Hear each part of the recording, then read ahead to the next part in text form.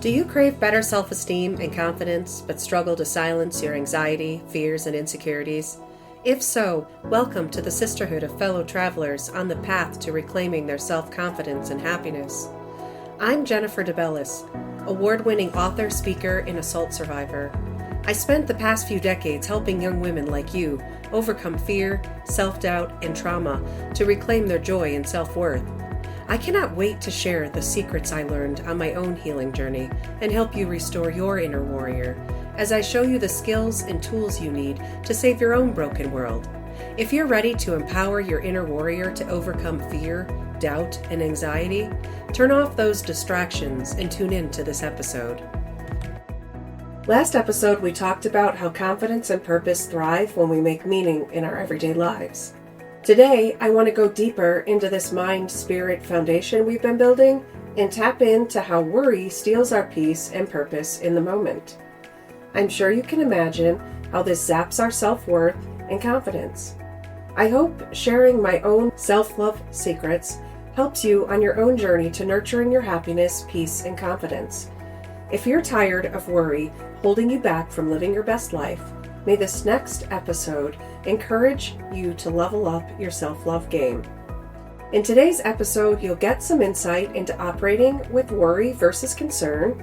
You'll hear how I maintain peace and confidence in life's storms, and you'll learn a few tricks to use self-love to reclaim peace and happiness.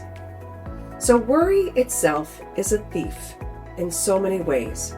So I want to start today by really probing beneath the surface of what this emotion does in our everyday interactions in life. First of all, worry misplaces our focus. So we get stuck in this vicious cycle of thinking what could go wrong or what could keep us from getting what we want in this particular moment. And this causes us to kind of obsess over things. It makes it hard for us to concentrate when we're obsessing about everything other than what's in this actual moment here. So just think about for a minute what we do when we put our mindset on everything other than what is in the actual situation itself. It also takes us out of the experience altogether. So it makes it kind of like this transactional thing. I was talking to somebody recently and I used that expression, is it transactional? And he said, what do you mean by that? What I'm saying when I say transactional, it means like, think about things in life that you do where you're actually completing a transaction. Like maybe you go to the store and you ring up some things, or you're being checked out at the register by a cashier and it's a transaction. So now you have to pay for your transaction. A lot of times we go through the motions because we live in such a cashless society. We swipe. And oftentimes we don't even look at the amount on the screen. We just keep swiping. We need it. We'll deal with the fact that we don't have the money or our cards are overdrawn when we reach that point, right? But transactional is more than just those transactions at checkout. Think about, all the different things that we do where there's some kind of exchange happening. And a lot of times that's like, it's just like checking it off a list. The thing that's being experienced itself in that moment, or the thing that's being focused on in that moment, is the actual transaction. Not what's happening outside of that transaction or what brought you together for that transaction. So a lot of times, I know a lot of people who go through the motions of these transactional interactions where they're there and they're for the sake of just checking it off a list, getting the Insta-perfect shot, for instance, and not actually enjoying the thing that they did, that they went to this great length to get there, to get the photo op to begin with. They think that getting the photo op is the actual thing. So it becomes this transactional thing where the focus is on saying, I did this thing. The picture is the evidence. Saying, I did this thing, I've accomplished this thing. But actually, so many of those things, the real purpose is to get to these places and actually enjoy them and enjoy them with other people. So to be in the company of people that you like to spend time with, enjoying these particular things. But instead we get kind of stuck in these transactional types of interactions. Well, when we operate with worry, we kind of put ourselves in that same kind of a mindset where we're just going through the motions, being in the experience, but because our worry puts us outside of the actual experience itself, we can say, check mark, that came off of the list, but we really didn't get what we should have gotten, all those good things that we should have gotten out of the experience. We miss out on those things. it puts us on the defense. So a lot of times when you think about what worry does in a moment is it gets us into that fight, flight, or freeze mode. And that makes us edgy, irritable, and quick to anger for starters. So I'm sure you can relate to that in that moment where you're so focused on your worry or you're so lost in worry that you're irritable and agitated and edgy and the littlest things set you off and you're kind of like, probably sometimes, why the heck am I acting this way? This is supposed to be this thing that I'm here to enjoy and have fun with, and here I am like just in a funk and in a bad mood. Well, worry's probably at the root of that for you. Worry also keeps us trapped in a living nightmare. Interestingly, nightmares are where our subconscious wrestles with things that we don't understand or things that we're really trying to work out. It's a place where trauma, fear, stress, unprocessed emotions are triggered.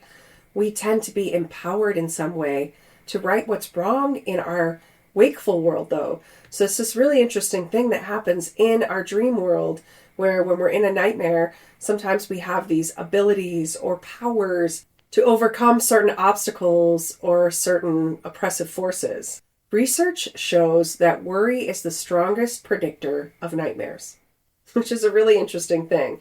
So the worries that we carry in our wakeful world actually are something that we bring into our dream world. And the higher the level of the worry, the more intense the nightmares are.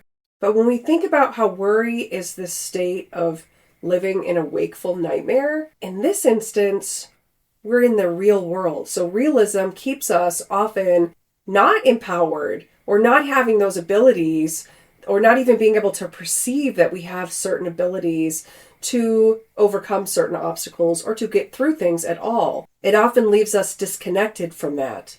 Whereas in the actual nightmare, we tend to be empowered in some way to right what's wrong in our wakeful world.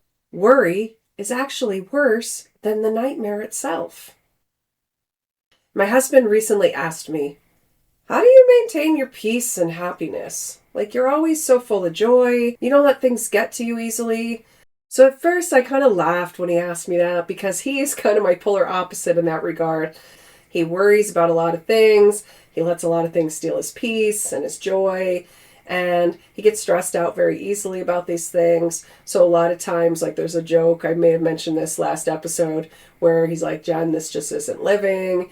And my kids used to have this joke that when we were sitting around the dinner table and my husband would go, Jen, this just isn't living.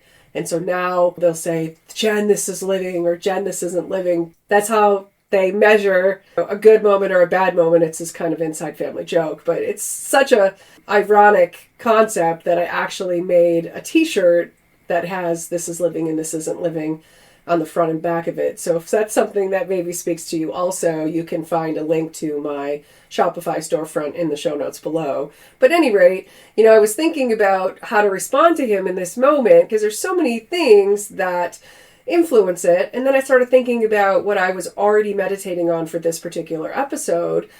And the first thing that I was thinking about was that I learned how to ground myself in peace in the midst of the storm.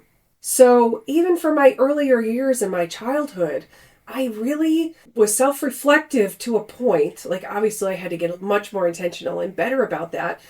But I was self-reflective enough to know that my survival depended on not pretending everything was just beautiful and perfect, but just not letting certain things steal my peace or my joy. Because if I did that, and I learned this is something we have to think about, self-reflection. I learned that when I did that, everything sucked. So the experience itself sucked, and everything that followed out of that sucked. Like, everything in life felt awful and hopeless if I allowed these things to steal my peace and joy. So at a very young age, I started to cultivate this kind of mindset that was, listen, you can ground yourself in peace. So you do not have to understand how things are going to completely play out. You don't even have to understand where the peace comes from, why it comes from that place. Like, now I realize it's a very supernatural thing and it comes from another worldly place. But When you think about our reactions in a storm, this is a great analogy. Our first reaction is we want to survive it and we want to come out intact. So when you think about this analogy, you think about scanning the area, like what do I have at my disposal? What can help us? What will get us out of here? What will work? What can I convert? Where's the exits? All those different survival things. Where is shelter? All the different things depending on the type of storm that it is. And something interesting began to happen over time is that when I would self-reflect back, I would also recognize and learn from what didn't work. So I've talked about this in previous episodes about how we can learn as much, if not more sometimes, about what didn't work for us or what doesn't work in certain situations or certain environments. One of the first things that I started to learn at a really young age is, what did panic and worry actually help? They don't really help anything.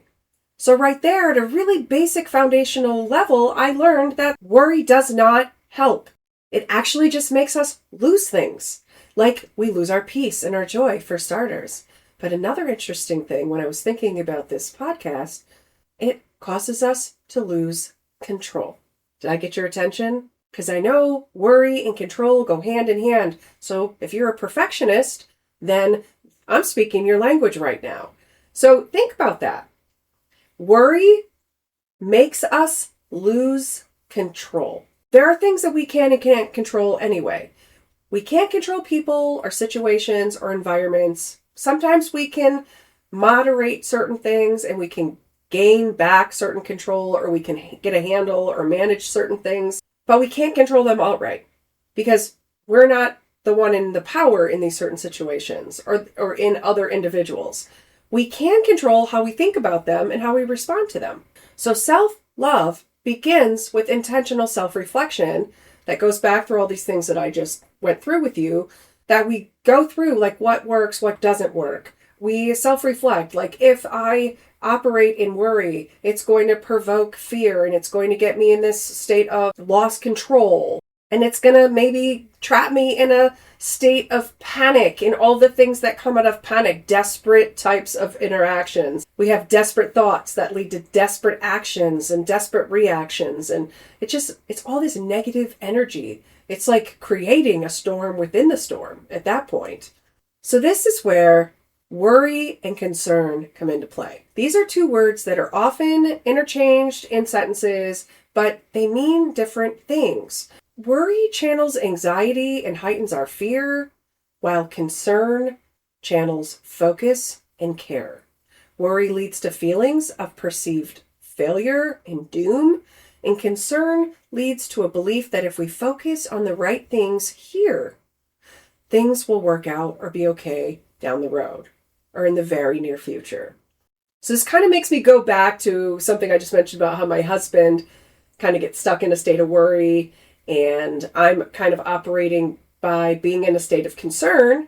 So where I care about and I'm focused on those types of things, but I'm not allowing, a spirit of fear or a spirit of hopelessness to kind of come in and get me chasing my tail in patterns of panic. Something I was telling my husband in this conversation when he asked me that, I was thinking about the biblical reference that God does not give us a spirit of fear, but he gives us a spirit of power, love, and a sound mind.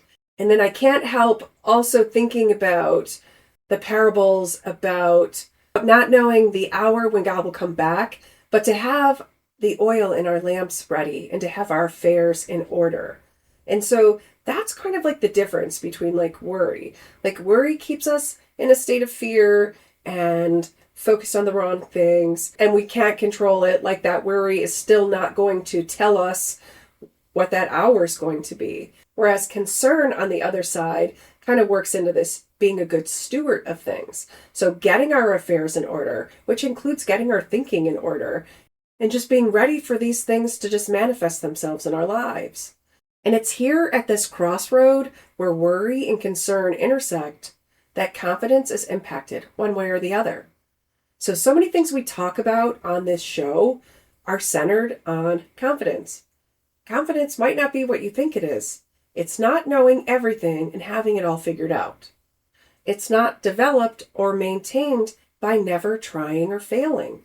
It's believing you can and will figure it out and then acting accordingly. Confidence grows by knowing that whatever comes our way, we'll handle it, and understanding this is truth from prior experience showing us. Confidence is cultivated by handling and dealing with things, not by avoiding them. It is shaped by two emotions, belief and disbelief. This is where the worry mindset comes in.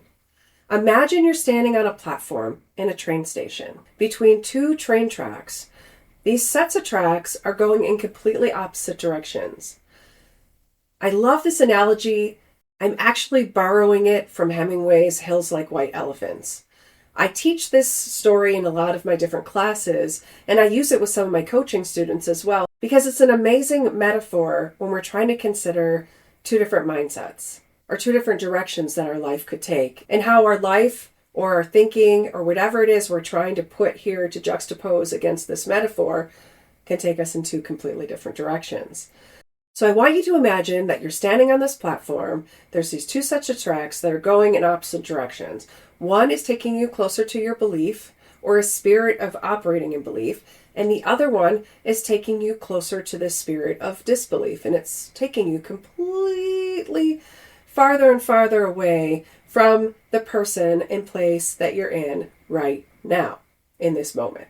So I don't have to go much into detail there. You can imagine that if you continue on this train that's taking you farther and farther into your disbelief, then that's going to be taking you not only farther from where you started, it's going to be radically farther from where you hope to go.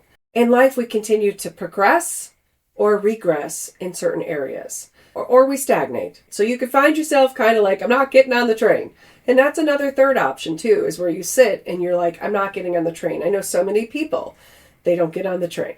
But here I'm saying, just imagine what happens when we get on one train or the other. So you can imagine the more you travel in belief, how much healthier your mindset and that spirit-mind connection is going to thrive in that scenario, versus if you're operating in this disbelief and this worry mindset, how that is going to lead you in this other direction. So something else I didn't mention here was when we operate with worry, it doesn't just affect our mind-spirit connection, it also really affects our physical health. So when you think about like that idiom, worried sick, it comes from this reality that when we worry, we do make our body physically ill as well.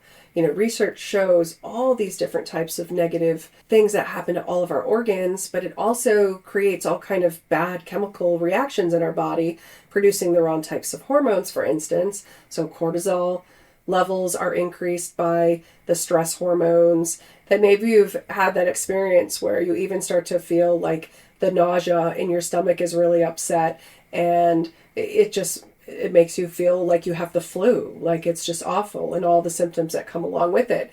And I can remember going back even into my childhood that when I allowed that kind of worry to come in, it would definitely make me sick that way. And so I think another survival skill was to try to be like, okay, there's got to be a better way to get a handle on my emotions, because I can't afford to be sick like this, or I don't want to be sick like this. And so I found myself, especially when I was a teenager and going into my young adult years, really trying to get a handle on that. And every once in a while, if I start to allow worry to come in, it immediately makes me physically ill also. So it doesn't just wreak havoc on our mind and on our spiritual selves, it also wreaks havoc on our physical well-being and health also. What if the real meaning of success, something else we talk about a lot on this show, has less to do with what we accomplish as we strive toward fulfilling our goals and purpose, and more to do with our attitude and actions as we pursue these things? So my challenge to you is, why not find ways to appreciate what is going well or what is going right or as expected, and find ways to enjoy your experiences out of this mindset? So that is my self-love hack number 1, is to just put yourself in this mindset where you are aware of the things that are going right. And maybe in that awareness, You're also maybe adjusting if things aren't going. Again, you have some control over manipulating your behaviors or taking a few steps back, bringing something else in, but not getting stuck on just dwelling on the things that aren't going wrong or the things that maybe you didn't orchestrate the way you wanted to, or you didn't act or say what you hoped you wanted to say. Like, obviously come back, be forgiving. That's another self-love hack, is be forgiving when you're self-reflecting on, oh, I didn't like the way I acted or reacted in that situation. And then make peace with that and say, I'm not going to do that again. I'm not going to act that way anymore. But the other thing I want you to think about is, why not channel deeper into this care and concern concept? That is self-love hack number 2. When our compassion and empathy come from this place of care, we do thrive. And care shows our commitment to, number 1, quality interactions and outcomes, 2, good stewardship in our life matters and affairs, and number 3, loving ourselves as we love others. And we are really supposed to do that. And a lot of times our worry comes from this place of feeling like we're going to get rejected if things don't go exactly the way we want to, or we won't reach those places of success that we ultimately crave and desire, or achieving those goals, or, just having those milestone moments in our personal life, or maybe our career, or whatever it is. Sometimes we struggle to love ourselves as we love others. Sometimes we'll put ourselves aside, or we won't consider our own reactions or our own needs in a situation. So then worry can have us compromising our self-love walk and, keep us stuck in those patterns of being more concerned about not being rejected or not being misperceived or misunderstood. And it's a really dangerous cycle to get stuck in. So over the next week, I invite you to self-reflect on minimizing worry as you try these 2 life hacks. So just try these 2 things. Try really meditating on what is going well and what are the points of enjoyment that you had in the experience. And then also, be thinking about, how does care inform concern and supersede worry? So if we just focus on the care and the concern aspect and not about worrying and stressing about how things are going to play out, what will happen if we open our mindset to operating in these particular ways? How might things change for you when you replace this worry with a concern and gratitude mindset? How will these moments of breakthrough feel with a new attitude and actions that allow you to enjoy the journey, even when things don't go exactly as planned or desired? I really hope that these things spoke to you today, and they're really just opening up your thinking to new ways of approaching things and minimizing or completely cutting out that worry mindset and opening you up to another way of experiencing life through a self-love walk. I'm excited to see where things go for you this week. Well, girl, I hope you enjoyed today's episode. If so, don't forget to follow my channel and share it with girlfriends who also want to restore their self-worth and confidence. If you haven't already, consider joining my Facebook group of women just like you, the Restore Your Inner Warrior Sisterhood. Here's a safe space to get tips, share stories, and find community support. And if this podcast inspired you, consider leaving a 5-star written review on Apple Podcasts. As you go through your day, may your empowered spirit, heart, and mind guide you. Catch new episodes every Saturday. Ciao.